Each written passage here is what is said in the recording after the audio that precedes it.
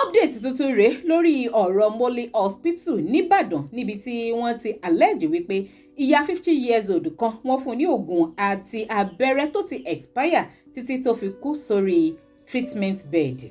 Ó lágbára. Mo tún kí ẹ̀yin èèyàn wa káàbọ̀ sórí ìkànnì yìí lẹ́ẹ̀kan sí bó lójú ọjọ́ lọ́dọ̀ tiyín ṣàlàáfíà ni mo tún bá yín lákòókò yìí. Mo rò pé ọ̀pọ̀ wa la rántí ọ̀rọ̀ Mole Hospital ní Ìbàdàn tí arákùnrin kan gbẹ́jọ́ wọn wá sọ́dọ̀ Alh Oriyomi Hamzat ní nǹkan bí ọ̀sẹ̀ mélòó kan báyìí sẹ́yìn níbi tó ti allege wípé Mole Hospital admit ìyá òun fún àìsàn diabetes tí wọ́n sì bẹ̀rẹ̀ sí ní fún ní expired drugs and injection títí tó fi dákẹ́ sórí bẹ́ẹ̀dì wọn. Ọdọ̀ allegation lásán òun lọ̀rọ̀ yìí ṣùgbọ́n ìjọba ìpínlẹ̀ Ọ̀yọ́ wọ́n jẹ́ kó rí Oriyomi Hamzat wípé àwọn ti bẹ̀rẹ̀ investigation into it. Ṣùgbọ́n nínú update tuntun tí Alh Oriyomi Hamzat tún wá fi síta ó ní wípé látìgbà tí ìjọba ìpínlẹ̀ Ọ̀yọ́ ti sọ wípé àwọn bẹ̀rẹ̀ investigation lórí expired drugs and injection tí arákùnrin yẹn allege wípé Mole Hospital fún ìyá òun pé ìyẹn gan ló sì ṣokùnfà ikú ìyá òun pé ìjọba ò máa fi ìgbà kan àbí ìṣẹ́jú kan fi ti Mole Hospital pa kí a fi lè mọ̀ wí dájúdájú wípé ìjọba tiẹ̀ listen wọ́n tiẹ̀ ṣe bíi pé àwọn gbọ́ sí kéèzì yẹn. Ọ̀rọ̀ yìí ó lágbára ẹ̀yin èèyàn ó lẹ́tíkẹ́ gidi tààrà ni because ọ̀rọ̀ odidi ẹ̀mí òun là ń sọ nípa ẹ̀. Nínú fọ́nrán yẹn máa gbọ́ àwọn àlàyé tí Alh Oriyomi Hamzat ti ṣe lẹ́kùnrẹ́rẹ́ nípa ìdí tó fi jẹ́ wípé dònídòní wọ́n ti Mole Hospital pa fún ìṣẹ́jú kan o. Kódà investigation tí wọ́n ṣe gan kò fẹsẹ̀ rinlẹ̀ rárá bó ti ń wù kó mọ̀.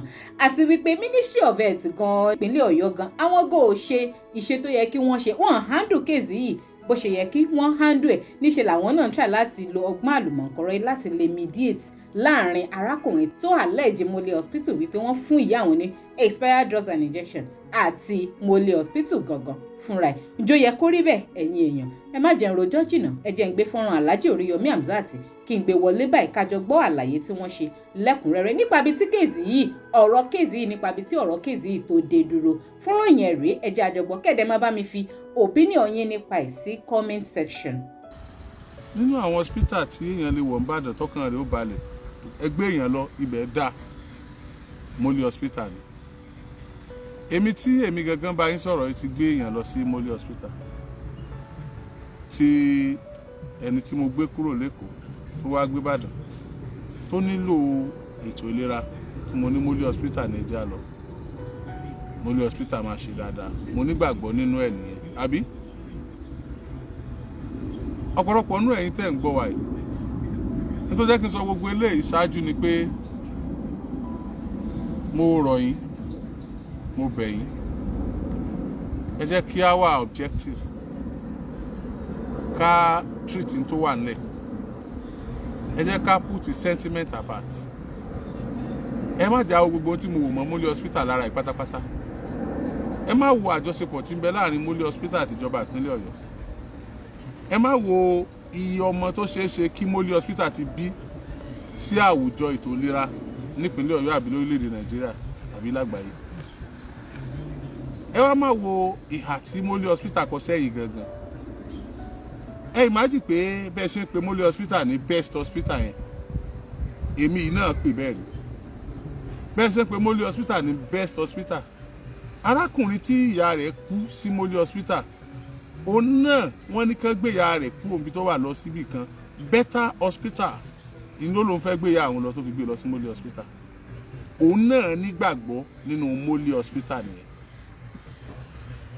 so kí àwọn aráàlú ọmọdé ó jọ wá lójú tí wọn bá ti Mole Hospital pa tíjọba ìpínlẹ̀ Ọ̀yọ́ bá sì lọ wo pharmacy wọn láti lọ wo àwọn oògùn tó wà ńbẹ̀ pé ẹ ó dọ̀nà ká fi parí investigation tíṣẹ́ ń lọ gẹ́gẹ́ bíi pé kò tiẹ̀ sí nǹkan kan bíi pé kò sí nǹkan kan ò ṣẹlẹ̀ ẹ má jẹ́ ó yà yín lẹ́nu ó ń sọ irú orílẹ̀-èdè tá a wà ó ń sọ irú àwọn èèyàn tí ẹ̀mí wa wà lọ́wọ́ wọn ó dẹ̀ ń sọ àwọn nǹkan kan tó ń ṣẹlẹ̀ tó yẹ pé díẹ̀ la lè sọ síta ń bẹ̀ tí ó lè bá lè ṣẹlẹ̀ Mole Hospital mélòó àwọn hospital tá àti ẹ̀ nígbàgbọ́ nù wọn gan tẹ́lẹ̀ nínú pé bí iṣẹ́ wọn ṣe ń lọ tó jẹ́ pé ó ṣeé ṣe káwọn èèyàn ti kú dànù bí wọ́n ṣe ń kú lójoojúmọ́ mi ò sọ gbogbo eléyìí láti indict Mole Hospital tàbí láti indict ìjọba ìpínlẹ̀ Ọ̀yọ́, Ministry of Health.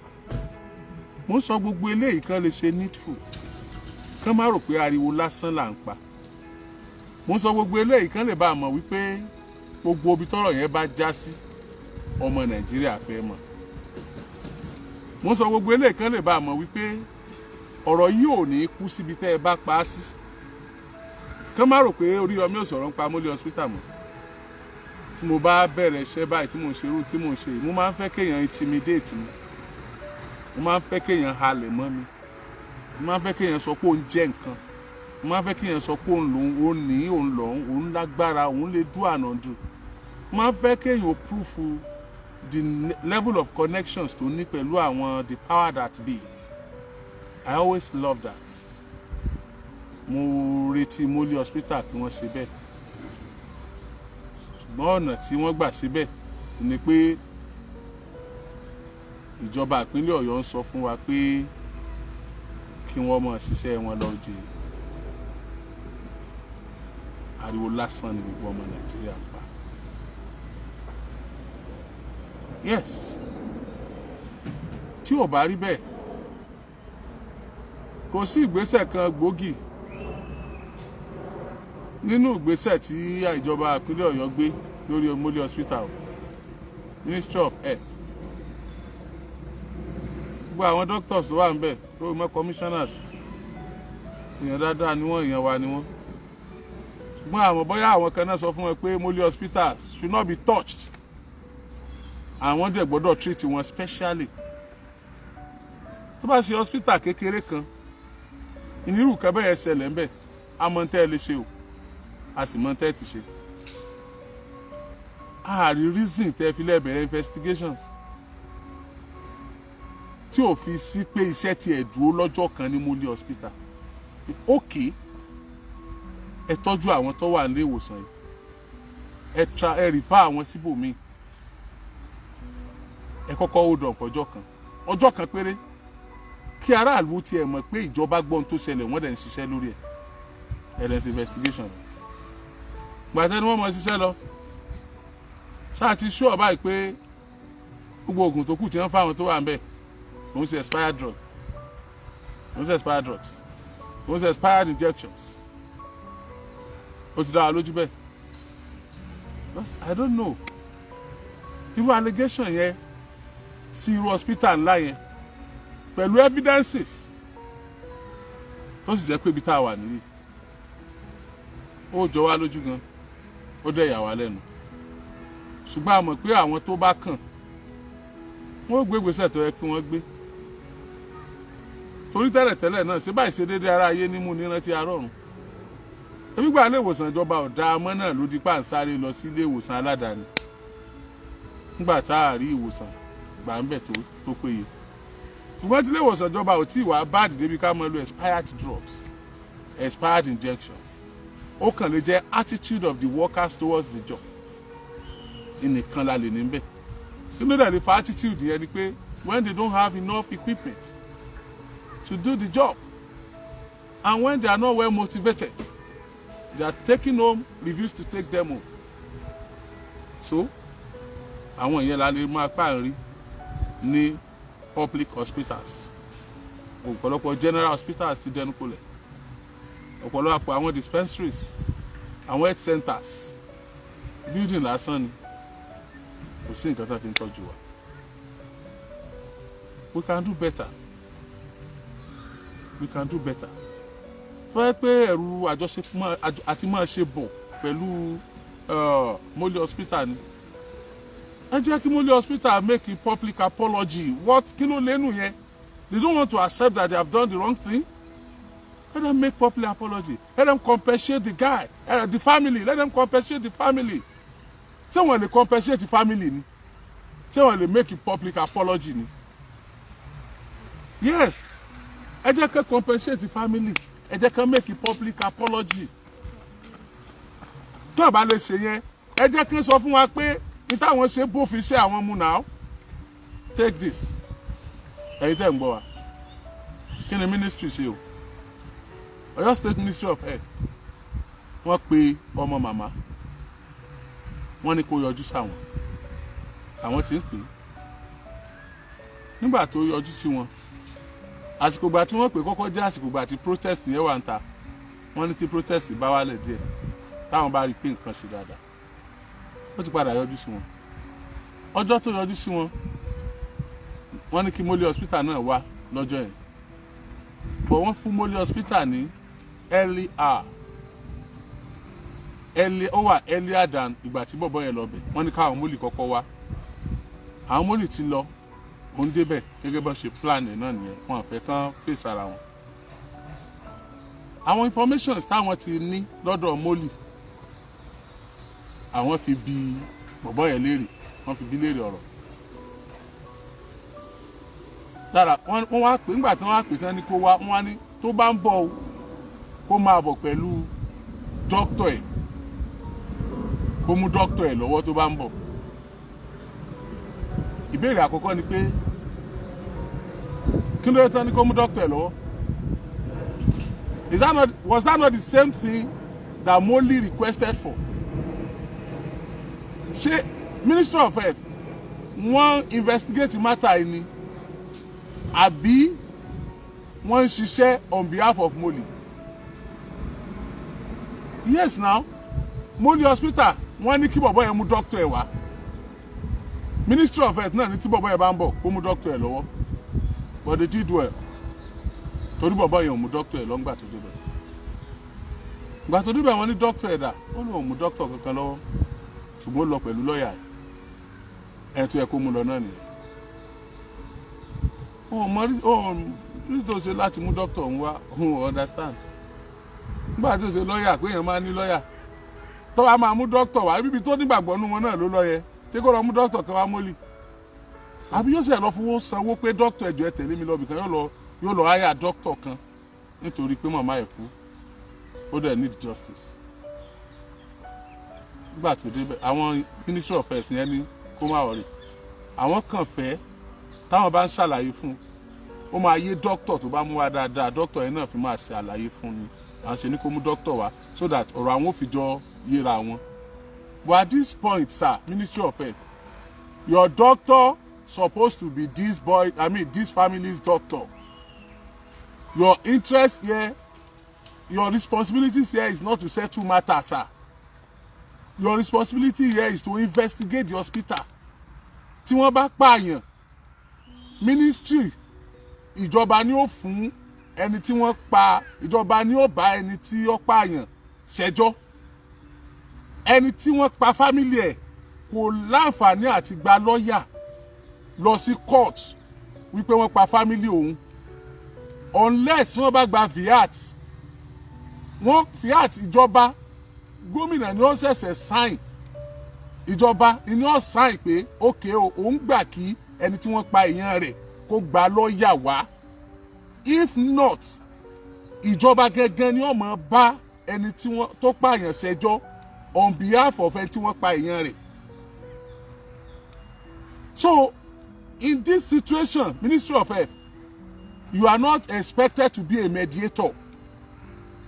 Please, you are not serving, don't play the role of mediator. Stop mediating on this matter. We want you to investigate. Tó bá ṣe pé bọ̀bọ́ yìí ló parọ́, ẹ jẹ́ kí ìjọba gbé kán fi ẹjọ́ gbé kó parọ́ mọ́ Mole hospital. Tó bá jẹ́ pé Mole hospital ló fún ìyá rẹ̀ ní expired drugs and injections lóòótọ́, ẹ gbé òfin tí ó bá yẹ kí ìjọba ó ṣe against the hospital tó bá ṣe bẹ́ẹ̀ ẹ ṣe against the Mole hospital because you are not there to mediate. You are there to protect our lives and property.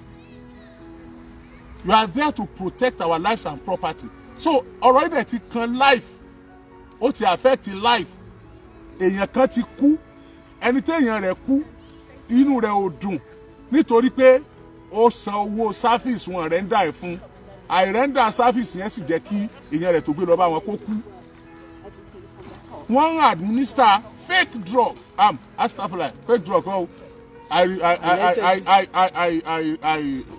remove that statement. Mo withdraw. Wọ́n administer expired drugs and injection. Wọ́n administer expired drugs and injection ní Moli Hospital. That is what we are saying. He doesn't need to bring his doctor to you. Wọ́n ní kó padà wá. Ní tó bá padà ṣẹlẹ̀, á jẹ́ kó ẹ mọ gbé ẹ̀yin ọmọ Nàìjíríà. Abẹ́rẹ́ wípé ọ̀rọ̀ yìí lágbára ó gbẹnu tán gidi gan. Àmọ́ ǹjẹ́ ó yẹ kí ìjọba ìpínlẹ̀ Ọ̀yọ́ ǹjẹ́ ó yẹ kí wọ́n máa ṣèyàn bí òkàbí? Ministry of Health náà ṣó yẹ kí wọ́n máa kankan máa ṣojú ìṣáájú lórí ọ̀rọ̀ yìí. Ǹjẹ́ tó bá ṣe pé kan lára àwọn mọ̀lẹ́bí tiwọn onírú ìṣẹ̀lẹ̀ sí ǹjẹ́ wọ́n ò dákẹ́? Ǹjẹ́ wọ́n sọ wípé nítorí pé àwọn mọ ẹni tó ní Moli Hospital rí àbó ti ṣe oore kan rí fún ìjọba nígbà kan ǹjẹ́ wọ́n ò dákẹ́ nítorí rẹ̀ wọn ò ní sọ nǹkan kan lé lórí? Ǹjẹ́ ó yẹ kó máa rí báyìí lórílẹ̀-èdè wa? Kò yẹ kó rí bẹ́ẹ̀.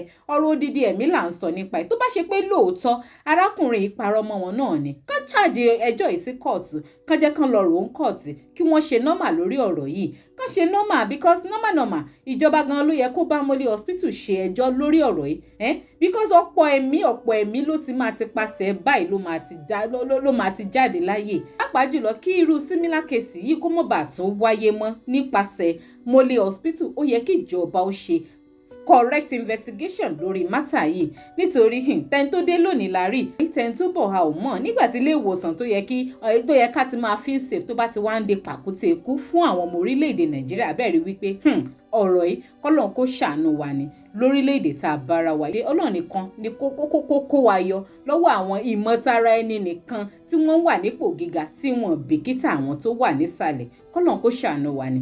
Kí ló opinion ti yín? Ẹ máa bá mi jù sí comment and ẹ má gbàgbé láti máa bá mi follow DigiNaija online lórí Facebook. Link tó wà lábẹ́ fídíò yìí àgbẹ̀yìn lórí page wa. From there ẹ tún máa enjoy àwọn updates tá a bá ń gbé wa lóríṣiríṣi. And gbogbo ẹ̀yin tẹ́ ṣe ń darapọ̀ mọ́ wa lórí YouTube ẹ máa bá mi click lórí subscribe button tó wà lábẹ́ fídíò yìí so that by the time tá a bá ti ń ju update tuntun wá ẹ tún máa rí lóòrèkóòrè títí dìgbà míì èmi àti yín àtúnpàdé láyọ̀ àtàlàáfíà ire o.